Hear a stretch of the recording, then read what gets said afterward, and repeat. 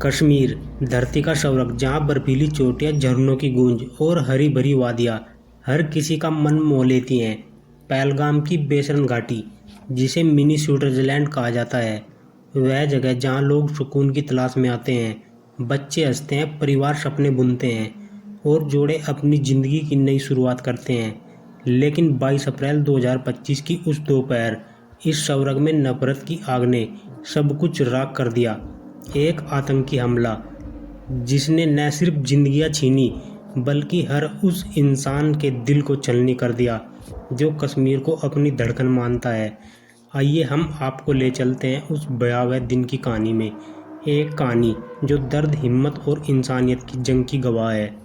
22 अप्रैल 2025 करीब 2:30 बजे पहलगाम की बेसरन घाटी में सैकड़ों पर्यटक प्रकृति की गोद में खोए हुए थे। कोई घुड़सवारी कर रहा था, कोई अपने बच्चों के साथ हंसी मजाक में डूबा था, तो कोई अपनी ज़िंदगी के सबसे खूबसूरत पलों को कैमरे में कैद कर रहा था। लेकिन तभी जंगल की ओर से गोलियों की आवाज़ ने इस सन्नाटे को तोड़ दिया। आतंकवादियों ने सेना की वर्दी पहनकर छल किया। 2 से 4 की संख्या में आए इन आतंकवादियों ने पहले पर्यटकों के नाम पूछे, उनकी पहचान जानी और फिर नफरत की गोलियां चलाई। प्रत्यक्षदर्शियों के मुताबिक आतंकवादियों ने खास तौर पर हिंदू पुरुषों को निशाना बनाया जो अपने परिवार के साथ थे। एक महिला की चीख आवाज़ भी कानों में गूंजती है, मेरे पति को बचा लो, वो वहाँ पड़े हैं। इस आतंकी हमले में लगभग 28 निर्दोष लोगों की जान गई, जिनमें 2 विदेशी पर्यटक, एक यूएई और एक नेपाल और 2 स्थानीय नागरिक भी शामिल हैं। बाकी मृतक उत्तर प्रदेश, महाराष्ट्र, गुजरात, कर्नाटक, तमिलनाडु और ओडिशा जैसे राज्यों से थे। घायलों की संख्या 13 से 17 बताई गई है, जिनमें से कई की हालत गंभीर थी।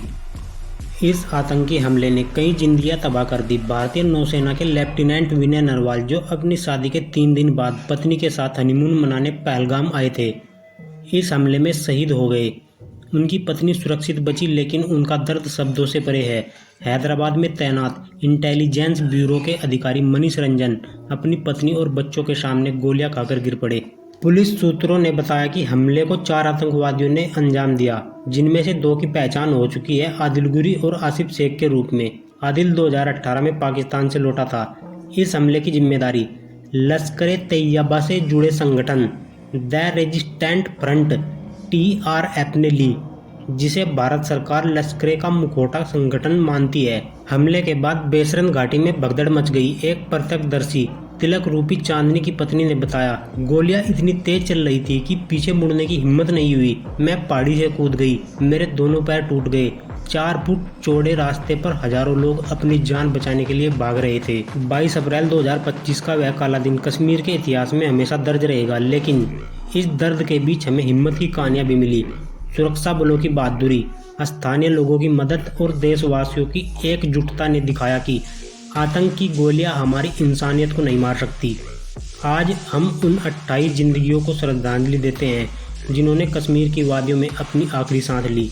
उनके परिवारों के दुख में हम शरीक हैं, लेकिन यह वक्त सिर्फ आंसू बहाने का नहीं, बल्कि एकजुट होकर आतंकवाद के खिलाफ लड़ने का है।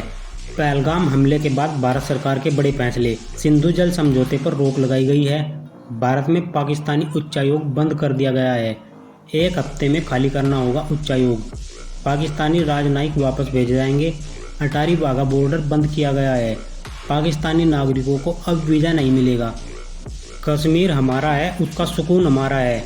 आइए हम सब मिलकर इस स्वर्ग को फिर से वही रौनक लौटाएं, क्योंकि प्यार और शांति की ताकत हमेशा नफरत से बड़ी होती है। जय हिंद।